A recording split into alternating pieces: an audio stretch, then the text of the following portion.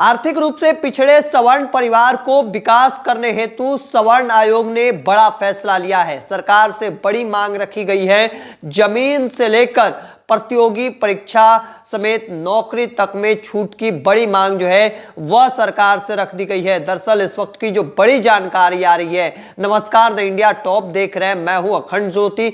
देखिए, स्वर्ण आयोग ने सरकार से बड़ी मांग रखी है। देखिए, जो परिवार पिछड़े रूप से, आर्थिक पिछड़े रूप से जो स्वर्ण हैं, उनके लिए, उनके विकास हेतु स्वर्ण आयोग ने मांग रख दिया है सरकार से। मुख्य रूप से इनमें जो महत्वपूर्ण मांगे जो है वह हम आपको पहले बता दें। उसमें भूमिहीन स्वर्णों को आवास हेतु 5 डिसमिल जमीन देने की मांग की गई है सरकार से। देखिए, सबसे महत्वपूर्ण बिंदु जो है वह हम आपको बता रहे हैं। और वहीं दूसरी, प्रतियोगी परीक्षा में आयु सीमा बढ़ाने की भी मांग रखी गई है। देखिए, दूसरा जो सबसे अधिक स्वर्णों में मांग थी इस बात को लेकर कि प्रतियोगी परीक्षाओं में आयु सीमा बढ़ाया जाए, और इसकी मांग जो है वह एक बार फिर से कह सकते हैं जो लगातार उठते रहा है।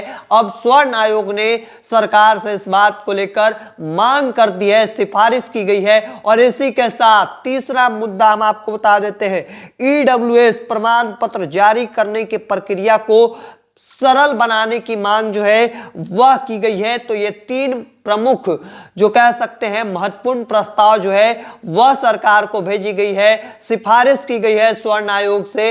तो ऐसे में अब आगे देखना होगा कि क्या सरकार इन सिफारिशों को मानती है जो कि स्वर्ण आयोग की ओर से भेजा गया है। देखिए, ये प्रमुख बिंदु है। और इसी के साथ स्वर्ण आयोग ने साफ साफ कहा है, जो बात हम आपको बता रहे हैं, कि गरीब स्वर्णों को सिर छिपाने के लिए छत देना प्राथमिकता है। इसलिए सरकार को प्रत्येक भूमिहीन परिवार को 5 डिसमिल जमीन आवंटित करनी चाहिए।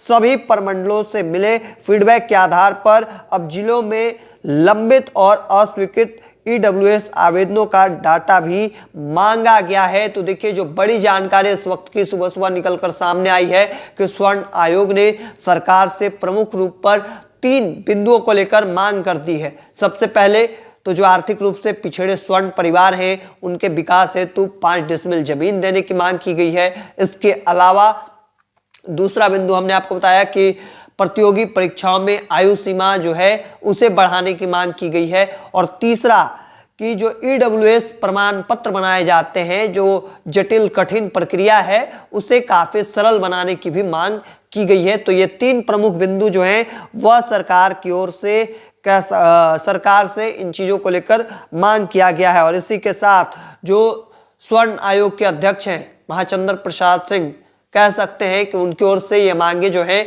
वह स्वर्ण परिवारों के लिए रखा गया है। दूसरी मांग जो हमने आपको बताया कि प्रतियोगी परीक्षाएं जो होती है उसमें आयु सीमा बढ़ाने की मांग की गई है। आयोग ने युवाओं के भविष्य को ध्यान में रखते हुए एक बड़ा जो सिफारिश किया है सरकार को, उसमें प्रस्ताव के अनुसार सामान्य वर्ग के लड़कों के लिए आयु सीमा 40 वर्ष और लड़कियों के लिए 45 वर्ष की जानी चाहिए। इसके अलावा सवर्ण छात्र छात्राओं के लिए निःशुल्क कोचिंग और अलग छात्रावास की व्यवस्था करने का भी अनुरोध किया गया है, ताकि आर्थिक तंगी उनकी शिक्षा में बाधा न बन सके। देखिए, हमने पहले भी आपको बताया कि शिक्षा को लेकर भी बड़ी डिमांड की गई है स्वर्ण आयोग की ओर से सरकार को।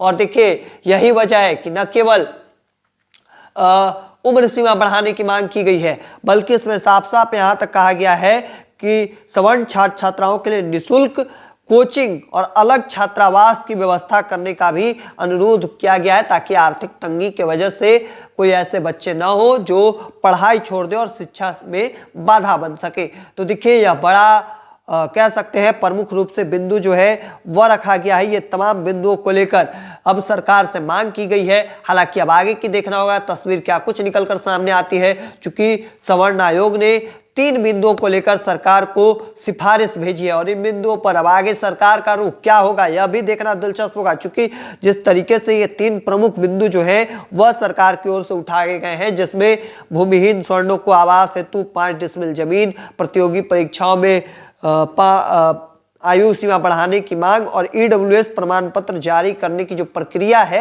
वह सरल बनाने की मांग, और साथ ही साथ निःशुल्क शिक्षा के लिए जो कोचिंग और छात्रावास करने की भी मांग की गई है। वैसे में आगे देखना होगा कि स्वर्ण आयोग तो जो स्वर्ण परिवारों की ओर से मांग किया जा रहा था, इस पर सरकार से मांग करती है। हालांकि अब सरकार का आगे क्या रुख होता है यह देखना काफी दिलचस्प रहेगा। तब तक के तमाम अपडेट को देखते रहने के लिए द इंडिया टॉप देखते रहें।